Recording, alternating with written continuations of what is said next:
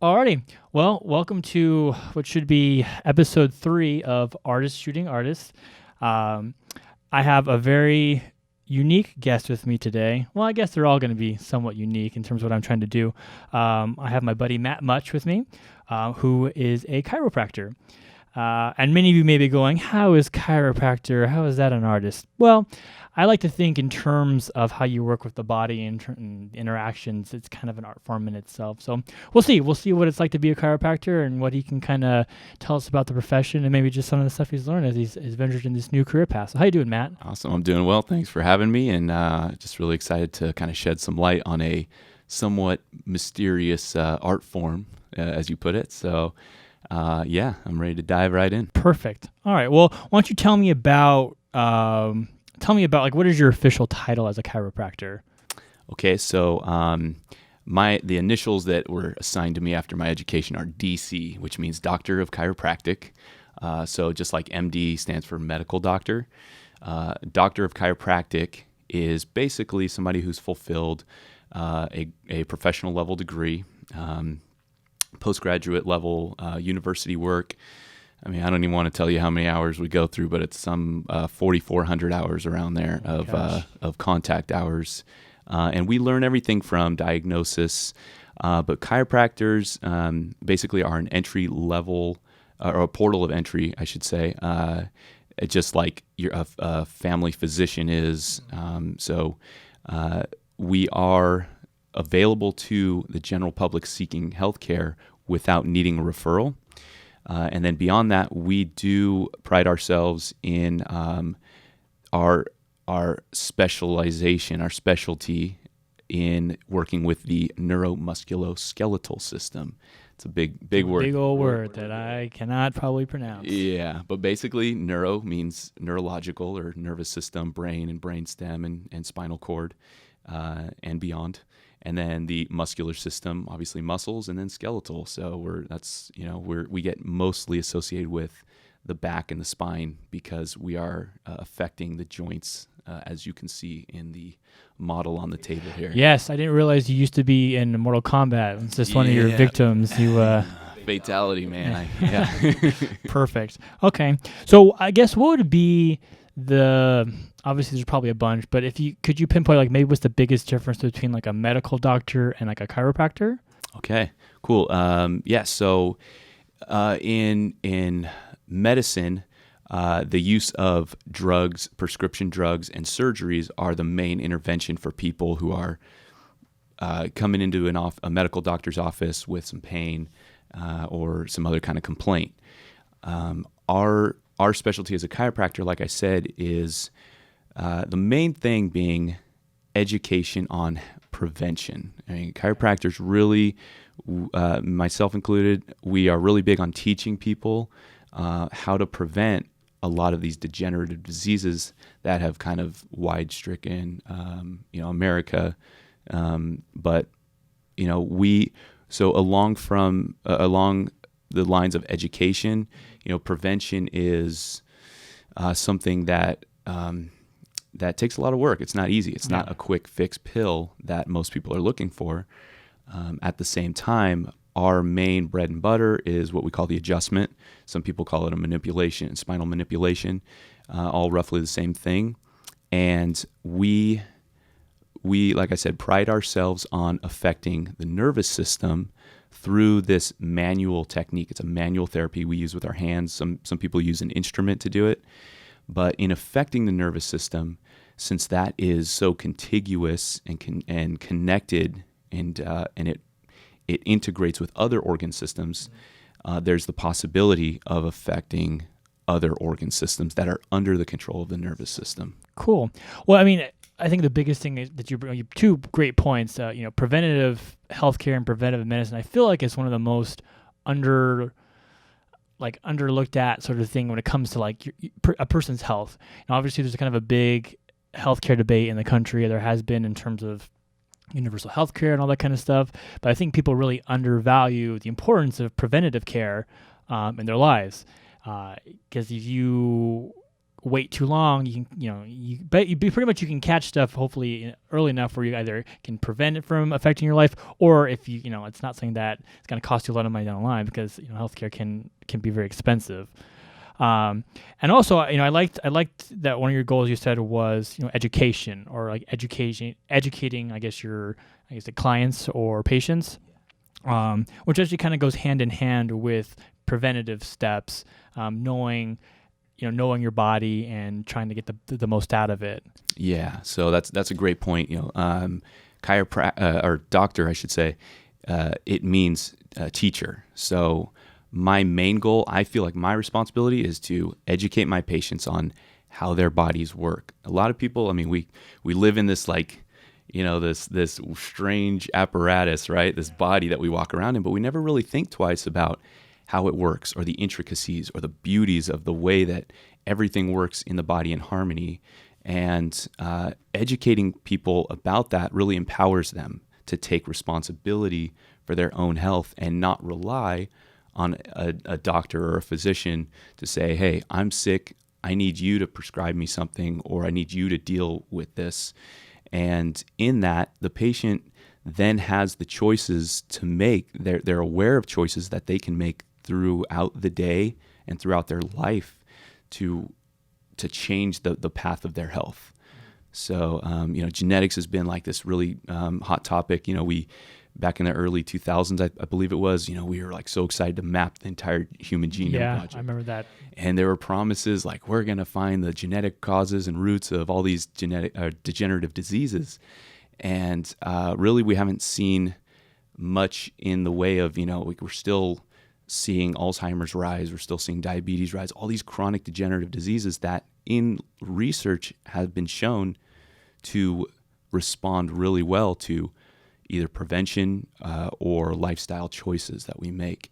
And so creating an awareness for people and really getting them to tie the pieces together, like how does exercise and diet and lifestyle really affect Alzheimer's? Like I didn't even think there was a connection. Well, that's what I'm here to do. Well, it's good. I feel like you see a lot in terms of, I don't know if it's just maybe American culture is the, I don't want to be told how to live my life sort of attitude, which it's probably like the best thing and the worst thing about like Americans is like, we have a very can-do, like we'll do it ourselves, we'll get it done. But it also is, you see, your rates of like rising obesity, and just, especially like younger children, and just not being able, and just like wanting instant fixes, like, oh, like I have this problem, like I need a pill, or give me an antibiotic, like now.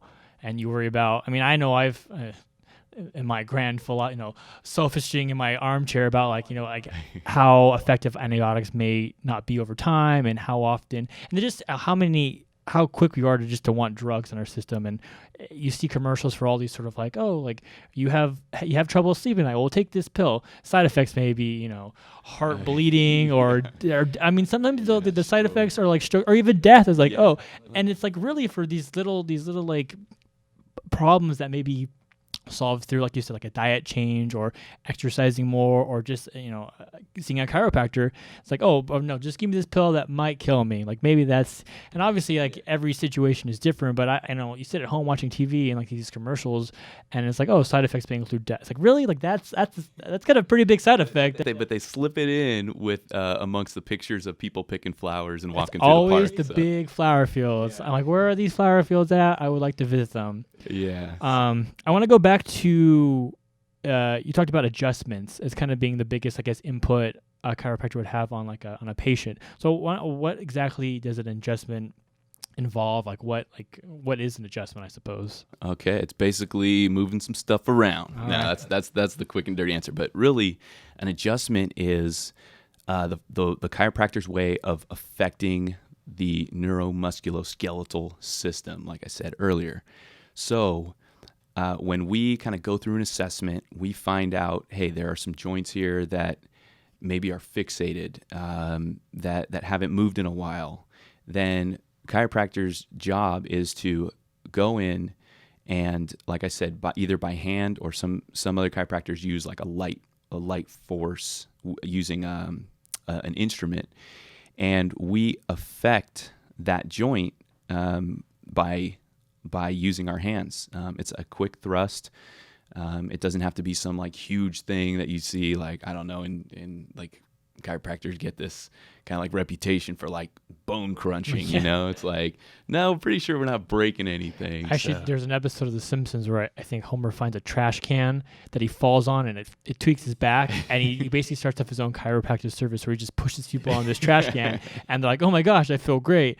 And I feel like, I mean, I feel like the idea is like, oh, it's kind of what it is, but it's also like we're not just pushing people on trash cans, or there's obviously a lot more to the science behind like what you're trying to do. Yeah. Well, it's really cool because every day that our technology gets better at measuring what's going on in the body, the more information, the more results and response we see out of an adjustment. So like way back in the 20s, you know, they had this kind of outdated old school model of like what the nervous system does and what the nerves do. And so they're like, yeah, I'm going to like whack somebody, you know, and it's going to like bring back their hearing or something. Yeah. Well, we keep finding out with that we are affecting the nervous system, and the main reason that we're able to see that is through functional MRI, which is a recent imaging technology that we have to view the brain. And through that imaging, when we make an adjustment to a certain part of the body, we scan the brain pre and post adjustment, and then we see which areas are lighting up, because different parts of the brain, different lobes, different things control and receive information from corresponding body parts. Yeah. So it's like really cool stuff. There's PhDs out of like New Zealand that are doing some really awesome research on, okay, if we want to affect certain parts of the brain, how does chiropractic fit into that? And yeah, we're seeing a lot of cool stuff happening in recent years. Well, it's funny, you know, for how advanced we think we are in terms of like technology and just overall knowledge, there's still so much we don't know, especially just of the brain in general. The brain is such a nuanced and complicated organ, muscle, whatever, you know, probably organ not a muscle, yeah. Not a muscle. There's actually this really cool podcast I found called Invisibilia. It's an NPR one. Shout out to NPR. I don't know why. Their NPR is cool. But they talk about, there's a condition, I always butcher the word, synesthesia, Yeah. where it's people who can like taste colors. Well, I always relate it to people who can hear colors, or there was one you always kind of hear. It's like you can feel colors or feel particular things that you shouldn't be able to feel. But what I never realized is there's actually different forms where they had this lady on who could see emotion, or her brain, the way it was wired, she could actually go through, and if she went to a party and other people were drunk, she would get, her brain would, like the way she'd interpreted those people, like the visual stimuli, would make her body feel drunk. And it kind of just amazed me, like, oh, you know, I always thought about, you know, people who you can see, you can hear colors, but if like, well, that's one, you know, sense that can cross up, like why couldn't other senses get crossed up? And all right, I'm out of here. This is quackery. I'm out of here. No, no, I know exactly what you're talking about. But just the fact that, I mean, those conditions are out there, and that, you know, you think about like how important the brain is and how stimulation is through the nervous system, that how like just how deep that stuff kind of goes, and how much we just don't know about how much the brain can do. And you also think about like interlocking systems. You talk about the neuromuscular system, and I'm obviously not, I probably can't speak to the level that you, like in terms of like you can, but like for me, for example, I do a lot of running, I play a lot of basketball, and as combination of getting older and just doing it so much, I have really bad foot pain, like the bottom of my foot. And I did a little research, and I found, you know, by doing like a calf stretch, that's related, like you can stretch your calf and help your foot. Now, obviously, it's a very, you know, minor like connection, like obviously they're kind of close to each other. But I never would have thought like, oh, you know, stretching my calf. I mean, there might be a bunch of run, you know, if I have any runner, anyway, whoever's what, you know, maybe runners like obviously that's what you do. But like for me, I never saw the connection between the two. And I feel like, especially with your line of work that's what you guys do. You look at these kind of unseen systems and connections, and how can you affect them in a way that's not just, through medication, but just like adapt, changing the body physically, that can help people kind of, better themselves. Yeah. So you bring up like so many interesting points that I got to keep up. I need a little notepad for myself. Like, yeah. Mine here. See, I cheat. I have my notes ready to go. Yeah, that's all right. I'm going to try and do my best to keep my brain on point. But going back to what you were talking about, synesthesia, the meshing or the melding of different sensory inputs to the brain. I think it was Morpheus who put it best, was like, what is real? How do you define real? Yeah. If you define real and your reality as what you can see and taste and sense or feel, then reality is just electrical signals interpreted by your brain. Mm-hmm. So your brain is actually creating your own reality or your own matrix. And I love that movie, by the way. Total geek. Great movie. Yeah. When Albert Einstein passed away, they did an autopsy on his brain. They didn't find that he had a bigger brain than everybody else. What they found was that he had a higher density of brain cells or neurons, which means that there were more synapses between the actual brain cells. So one brain cell was connecting to not just one other brain cell, but multiples. And so that kind of goes to speaking with how important it is when we look at different ways to develop the brain, especially in younger kids, how dense and how many synapses is what we call those connections. How many of those can we create? And obviously, we're not like counting them like 1, 2, 3 because it's pretty difficult. Those clickers How many girls are in your group? Is twin guys? Oh, I'm sorry. Okay, that's Vegas. The Vegas rules. Vegas rules. No, gotcha. Yeah, so I mean, it starts getting really interesting, and a lot of the newer chiropractic techniques that we're using are based on what's called functional neurology. And that is, again, seeing how we can affect different parts of the brain and stimulate brain cells by adjusting. Because one really easy way, I don't know if it's easy, but one really basic way to stimulate the brain is through movement.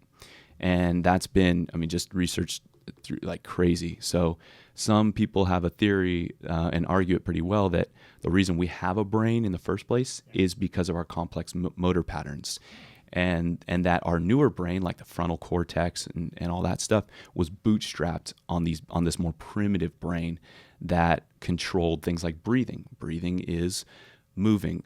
It's involuntary. We don't have to think about it, but it's movement.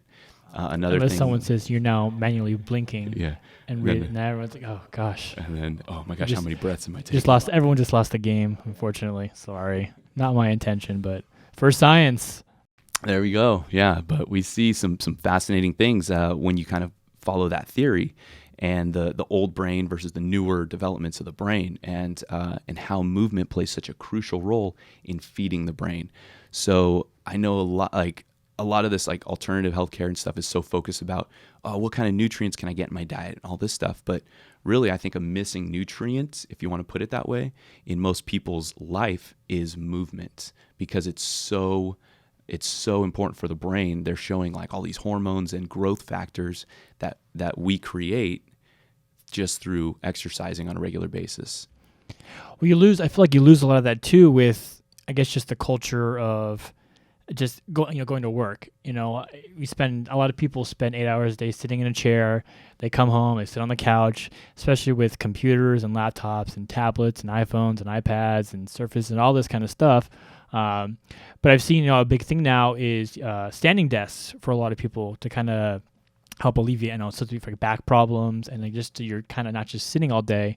Because what a lot of people do is like you sit and you spend a lot of your life sitting, and you spend a lot of your sleeping. So it's like you lose that old, you go from caveman days where you're always hunter gatherer, you're walking around, you always kind of do that stuff, and now you're sitting in your car or you're sitting in your desk. And so I could see how like that as a body that was designed to move, we don't move anymore. Right. So we're almost like starving from that nutrient, like I said. So you're right on track. The British Medical Journal in, I think 2012, it was released a research article that was like the headline was pretty like breakthrough, and it said, sitting is the new smoking.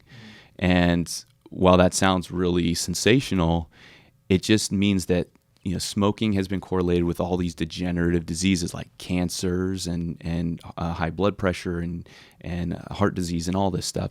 Well, sitting has a high correlation. Now, don't get confused about causation, right? It's not like if you sit, you're going to die from a heart attack or something. But it ups your risk for all of these, like across the board, a lot of these degenerative diseases.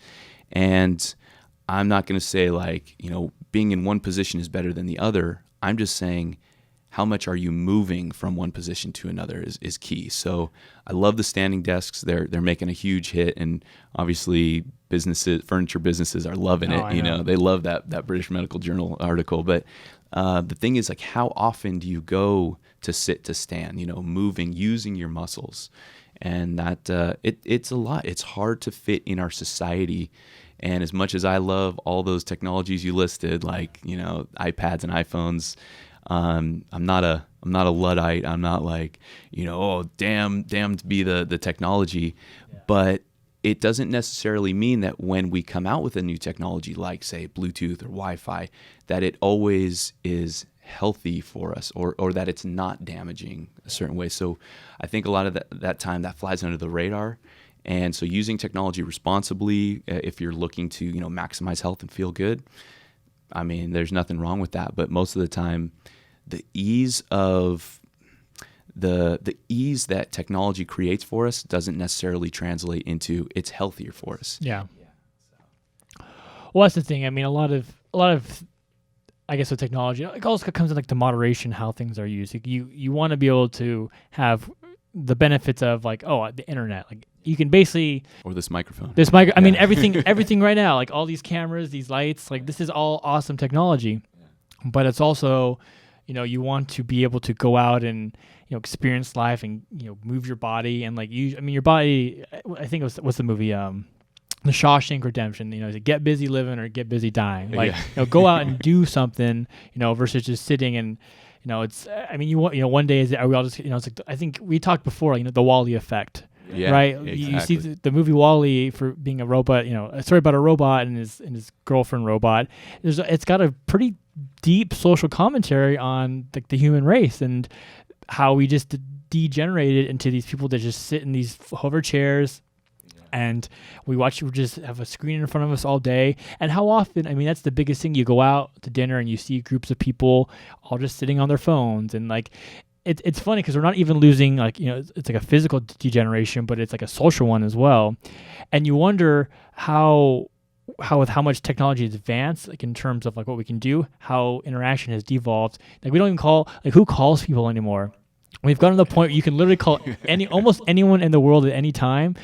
But like, how often do you get calls like why? And especially if you get a voicemail, people get really it's like, why would you leave a voicemail? You can just text me. We've gone back to just sending these 140 character phrases where you can literally call someone on the phone, have a full on conversation, but we don't even want to have that interaction anymore. So it's like this, the curse of technology. It's great that all this stuff we can do, but you gotta see the big picture sometimes in terms of how it affects your life, just from like a convenience standpoint. Like how can we? You gotta I guess be ready to take the good with the bad and like just progress yourself and not just fall into this trap of just being a couch potato or whatever these days. Yeah, we're almost inclined to do that. Not many of us, only the weirdos are like inclined to move just for movement's sake. Like, I got to move, so I'm gonna like sit here and do shoulder shrugs or something. Yeah.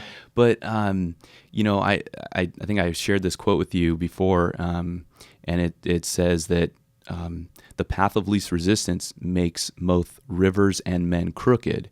And so that could mean like, your spine or your body's crooked because path of least resistance is like, I just want to chill out and always chill out and stuff. But, so we see the convenience factor allows us to bring this conversation to people in a huge way and reach hundreds of, not thousands, and I hope millions, and get I'll this. be happy with like 40 people right Okay. now. So if I hit 40 mark, if you're the 40th viewer, we made it. We made it. Yeah. But again, our bodies, we have developed these bodies over such a long span that recent technology doesn't even hold a flame to how long it's taken our bodies to adapt this way and how they were molded in the fires of Mordor. No, I just had to throw that in. But that time, Mother Nature is not stupid. Like, it's a tinkerer. It tries this and that that gets extinct, and then it tries that and that doesn't work until we find ourselves where we are today. And since we've kind of become self-aware and we've used technology to our advantage, and now we're at the top of the food chain, that technology doesn't always serve to kind of like pay homage to the way that we have adapted to a certain lifestyle. Yeah. Well, you wonder, like, you reach the top of the mountain and then you fall off because of your own hubris or whatever. I obviously see the irony of this conversation as I prepare a video to go on YouTube for people to sit on. And don't get me wrong, like as I've gotten older, I'm obviously not old, but I've tried to like work out more or run more, but it's hard too. For a lot of people, it's, I was having this conversation the other day. It's like you work all day and you come home and it's like, well, maybe you should try to go work out or something or run or anything. And you're just like, you're tired. Like finding time to do that stuff. It's really easy to wax philosophical about like, well, you should go out and move and live life and whatever. But I also say it's hard. Like I have trouble finding time or just motivation. And McDonald's is really delicious sometimes, and there's one right across the street from my work, and it's like, well, I can go try to eat healthy, or I can go get those 20 chicken nuggets for $5. $5, and that's so it's definitely a challenge that it takes, and then that's the problem. Like it takes effort, and it takes like that commitment to do it, and you just wonder if as the technology and stuff evolves, like it's going to get that much harder and harder to, I guess, kind of get back to where, from a health standpoint, like where you want to be as a person. Yeah. And real quick, it's not like a punishment. Like, oh, if you're not working out, you're going to be punished by becoming obese and overweight and have all these diseases. It's just the way that our bodies adapt intelligently and smartly. Is that smartly a word? I don't know.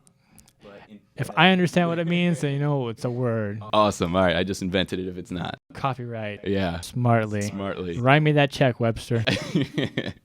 So the body will it's really, really good at adapting to the demands or the absence of demands that you place upon it.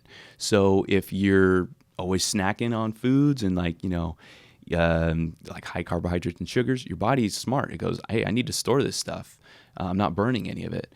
Same thing with exercise. It's like the body is like, if you don't use it, you lose it. So that's where like weekend warrior syndrome comes in.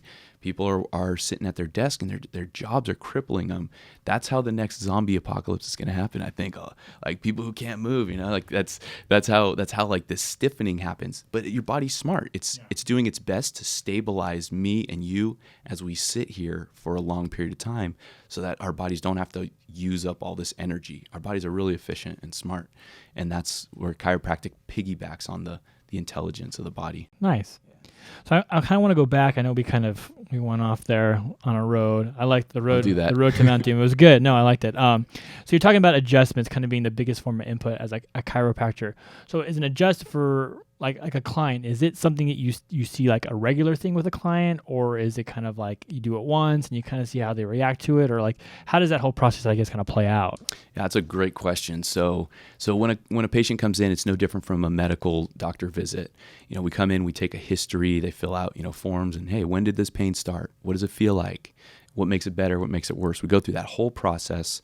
We do our best to discover a diagnosis. Okay, hey, you have a sprain, or you have this chronic low back issue that's going on, and so from that we have kind of treatment plans that we have in place, and as working with anybody and in any healthcare profession, it's a trial and error. It's a back and forth. You do an intervention like an adjustment, or you give a prescription, and then you measure afterwards. Is it same, better, or worse? And once we take that same, better, or worse, then we adjust the adjustment. So, or we adjust the plan. You know, you have to be flexible certain times. So, and this has gotten a bad rap. Chiropractic's gotten a bad rap sometimes in some areas that, hey, my chiropractor told me I have to come back 3 times a week for 3 weeks and 1 week for the rest of my life or something like that. Well, it's not that easy, you know, to say, oh, I can fix that foot problem you were talking about earlier if you come see me for 1 week for the rest of your life. It's about being adaptable. It's about seeing how your body responds, because your body is different from my body, is different from the next person's body. And so once we kind of discover what is working and that I can give you maybe some at-home exercises to do, then maybe it becomes sustainable. Maybe we make a really significant change with the adjustment and the alignment of those joints, and you're really diligent about doing some exercises at home, then you may not have to be seen for that injury again. And we can either focus on something else that's bothering you or just do it as a prevention method. You notice as a patient, say, you know, if I get adjusted every month, I never have that foot pain when I run. But if I go, you know, a month without getting adjusted, it starts to kind of creep back slowly.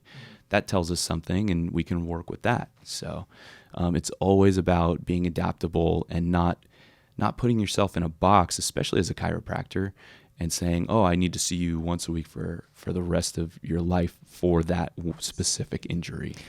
Yeah, you would think that if you can get to the point you can kind of pinpoint like what an issue is, and you can do an adjustment, you can kind of work up a plan to kind of deal with that. You almost wouldn't want to have to see them every week or every month. Like you'd want them to be able to, like, we know what's wrong. We can do an adjustment. We'll just figure out a way you can do some stuff at home to kind of keep up with yourself. Because you think if someone like knows what the problem is and they continue to go down a path of like, well, I'm going to continue doing all the same things the exact same way, and if I have a pain or I have an issue, well, at least I can go see my chiropractor and he can sort it out. Which it's nice that you're there to do that sort of thing, but you got to figure like that's maybe not great for the body.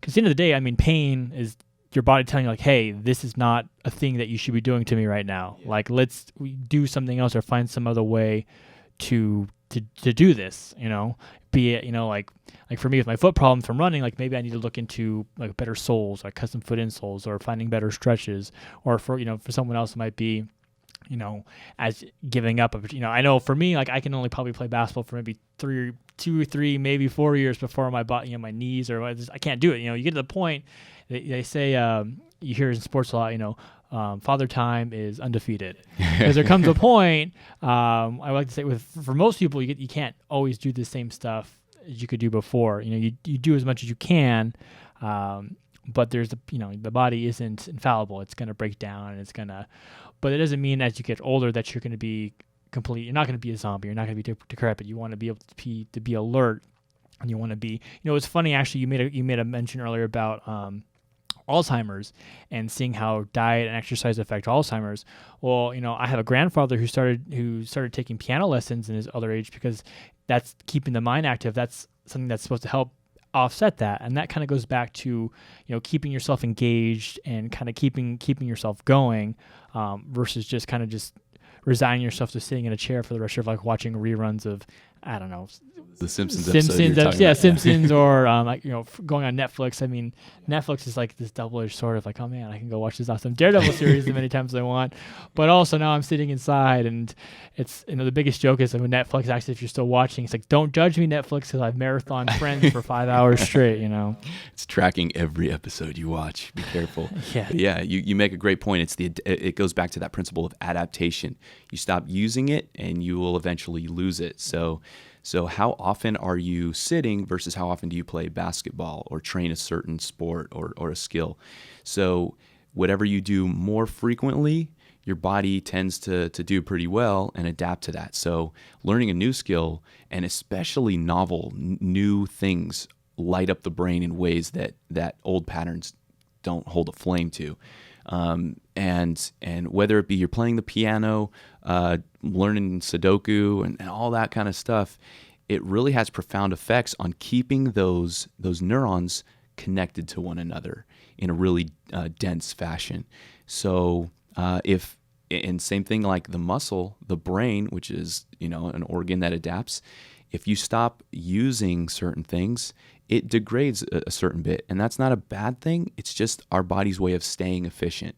Hey, I don't need like gills to breathe underwater, so why would I even put them there, So it's kind of like that same adaptation rule. And if you kind of keep that, if you kind of look through that adaptation lens, a lot of things about the body make sense.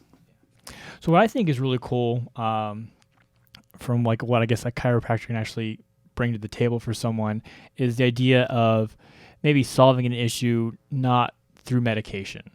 So I guess there's this, you can kind of look at it, there's a way you can kind of approach a pain like through medication and not medications. Now obviously like sometimes like medication is needed, like that's how you need things, but I think people really underestimate how you can approach a problem without just needing like some sort of medication.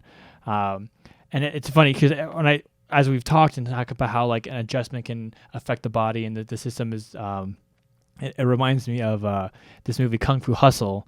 Have you seen this movie? Yeah, I've seen this. Have you seen?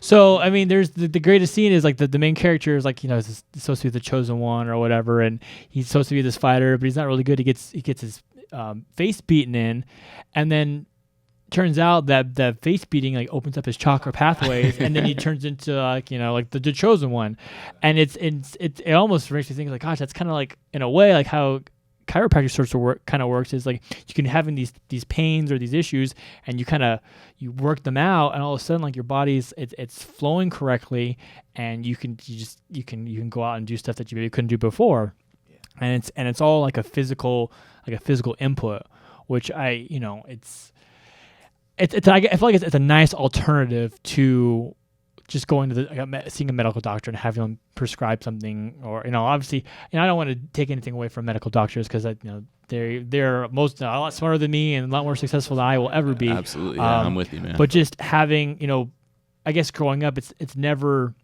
you kind of get brought up like, oh, you're sick or you have an issue, you go see the doctor. But like there's not the doctor, like from Doctor Who. Yeah. Shout out, just found Doctor Who. I'm a Whovian now. It's awesome. So a lot of shout outs going on in this episode. I'm all about the shout outs, especially when it comes to British sci-fi. Yeah. Well, those are great points. I'm trying to keep up mentally with all of the things that you covered. Yes. The whole thing about pain being a signal. Pain is one of the top complaints when people enter a physician's office, whether it be medical practitioner, chiropractor, you name it. It's one of the top, and that could be anything from back pain to whatever, shoulder pain, anything like that. So if you look at that as a signal from your body saying, hey, we need to do something about this, or what we're doing right now in this state that's causing this pain isn't serving me. It's not doing me any good. So what my philosophy and most chiropractors is, let's run an intervention that has the possibility of making the most effect in a positive way with the least amount of side effects. So that's kind of where we differ in the intervention with pharmaceutical drugs, because there is, like you mentioned earlier, a slew of side effect medications, not to mention addictive qualities of some of these painkillers. And now we're seeing like this huge number of iatrogenic deaths and fatalities and injuries due to an oversubscription. Iatrogenic, another word of the day, means caused by medicine or by a doctor in a doctor's office. So we're seeing that number skyrocket. And am I saying that's the fault of the doctors? No way. I'm just saying, as a mindset of a country, like, hey, I need a quick fix, I need a pill, that feeds the fire, that fuels the fire. All right. Well, as I guess we'll kind of wind down a little bit. I guess I would maybe like my last question would be: are there any like maybe like I feel like we've kind of gone over this, talked about this, but any like particular myths,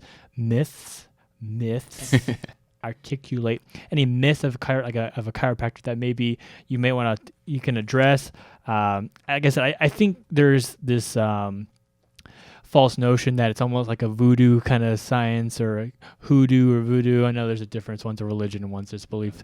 But like anything that maybe you've encountered as you've kind of gone through your studies and your schooling that you've maybe just like as you've talked to people like, oh yeah, I'm going to school for like a chiropractor. It's like, oh, like is that like a real thing, or is this some sort of like, many particular things that you maybe that you've encountered? Yeah.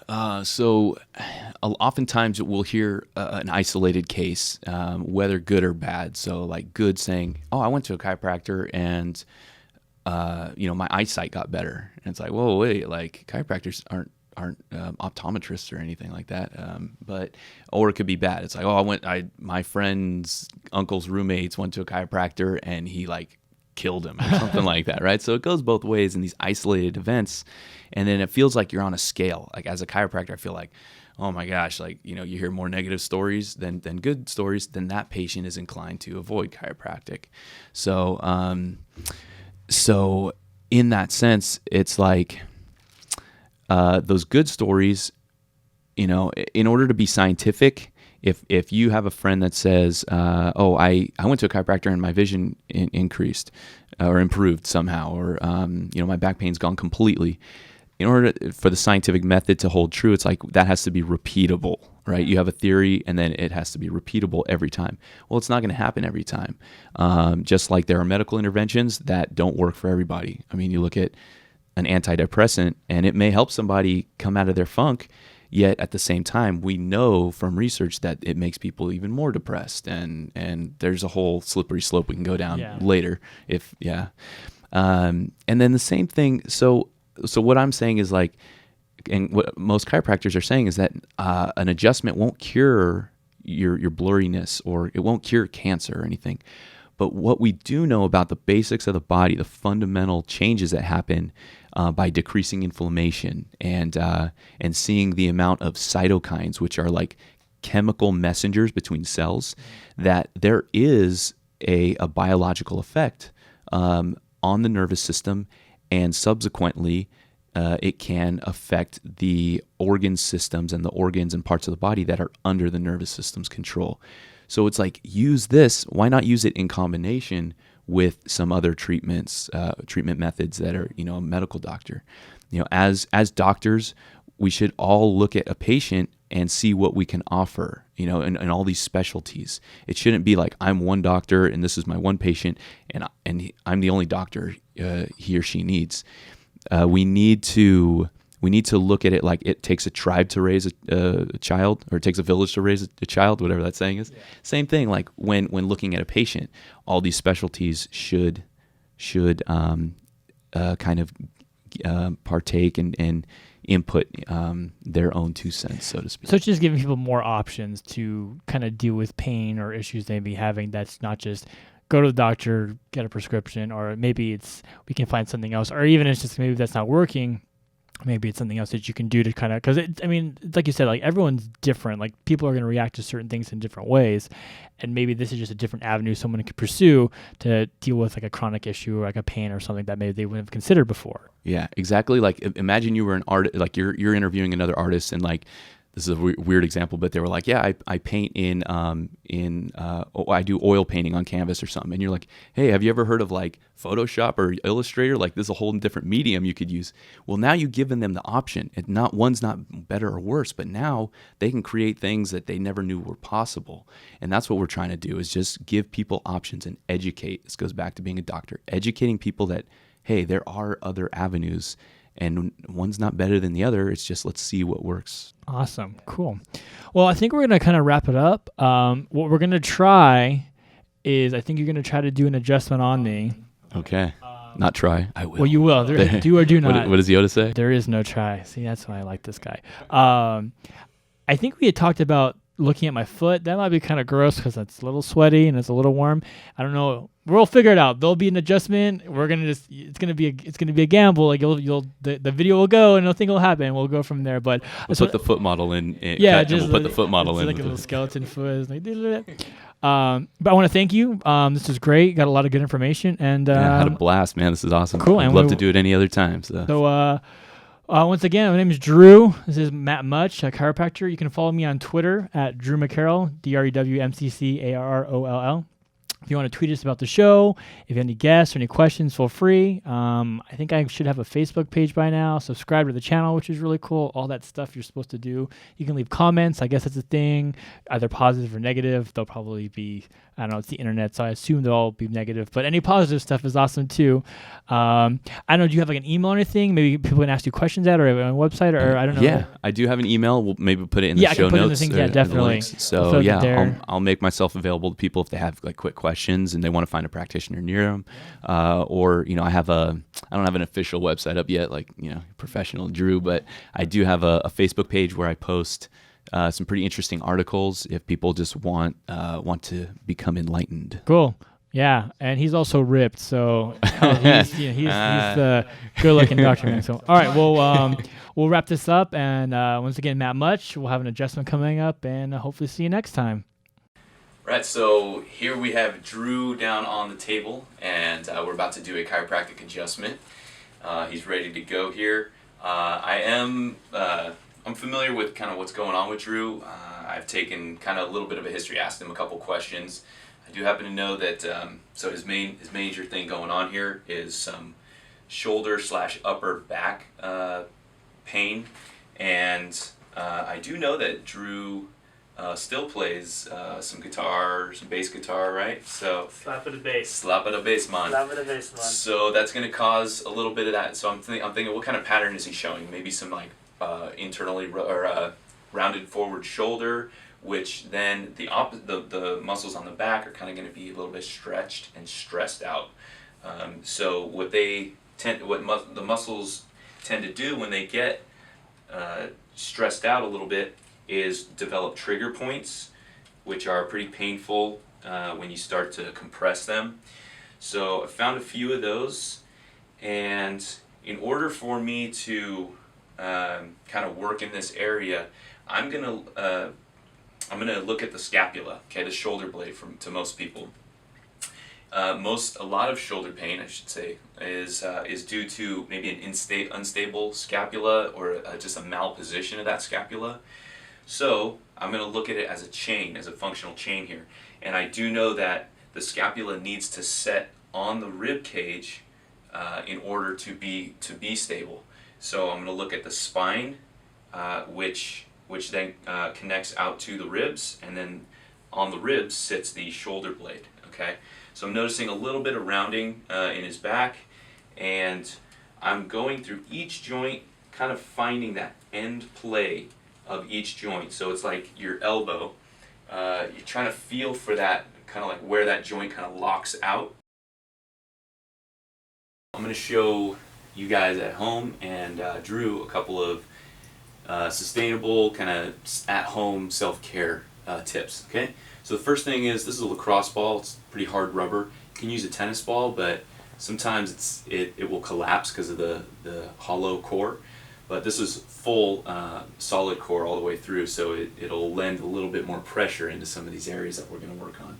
So like I mentioned before, he's got some trigger points, some tight muscles through here, and to really get into those intricate spots, he's going to either sandwich this ball between his back and a wall, or if he can handle it, which I'm sure you can roll on the ground.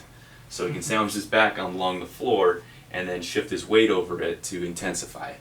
Okay, as he does that, he can kind of use his body to roll up and down this area, or even up to his trap, or in the levator scapula muscle here.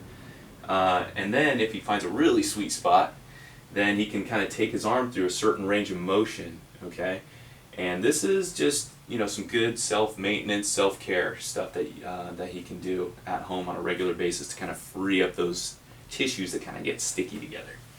The second thing I wanted him to do is he's going to build up some strength in his shoulders in a really unique way. So go ahead and grab the band like we went over. Now, before he does this, I just wanted to show you that in a lot of people, either playing guitar or either sitting a lot or driving a lot, that forward posture is going to shorten these muscles in the chest because they're pulling the shoulders forward. At the same time, the back muscles are getting overstretched and they're not so happy. So Drew is going to perform this exercise that I'm showing him, and what it's doing is, while he keeps, excellent. And go a little bit further down if you can. Nice. And then come back up. And you're just going to do those nice and slow. I'll explain. But as he's doing that, he's teaching his body to strengthen these muscles in the back. He'll tell you that if I touch them, they're contracting. They're pulling those Definitely shoulders contracting. And at the same time, it's teaching his nervous system to relax and lengthen these muscles. So this is like a 2-for-1, all right? But that's a pretty good discount. Anyway, he would do about 5 of these, and then eventually, as things start to loosen up, he can increase his or decrease the distance between his hands, and eventually he can even get to a bar, and a weighted bar at that. So this is to make some real change. We want to see him do this on a semi-regular basis and really strengthen those shoulders. Okay. Cool. All right. And that's over.